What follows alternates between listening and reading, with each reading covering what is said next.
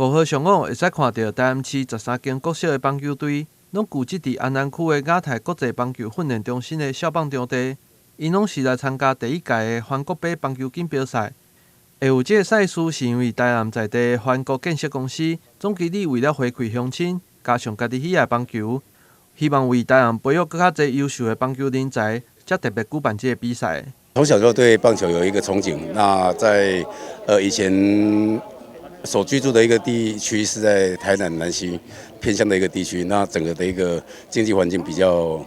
不允许这个在打棒球这条路，所以从小就有一个愿望，就是将后来有机会的话，能够在这个棒球能够推动，而且来支持。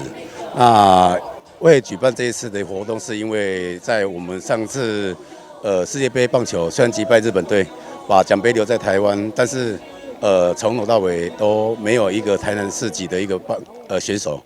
入列。那有感而发来讲的话，整个推动从台南这个少棒的一个国球做起，这样子。对，那预计这一次比赛第1次举办，那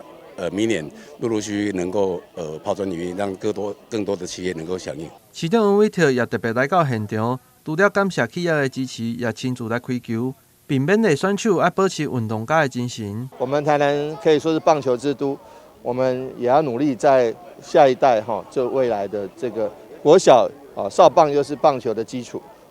那我们希望说借着这个感谢环国企业，我们所有的好朋友，大家能够举办这个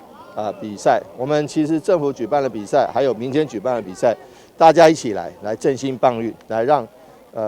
棒球有更多人参与，那打下坚实的基础，然后在3级棒球赛，少棒、青少棒、青棒到成棒我们都能够有非常好的人才，但是要从少棒开始。希望说今天的比赛圆满，大家都能够有非常杰出的表现，最重要的展现运动精神，这是我们所衷心期盼的。这届的赛事除了得到名次的队伍会使得到奖金以外，选手参赛所穿的制服也是主办单位所赞助的。因也是希望让选手穿着全新的球衫来争取好的成绩。会中知名的棒球选手大师兄林志胜也到场为小选手加油，现场热烈温馨。台新闻郭博义采访报道。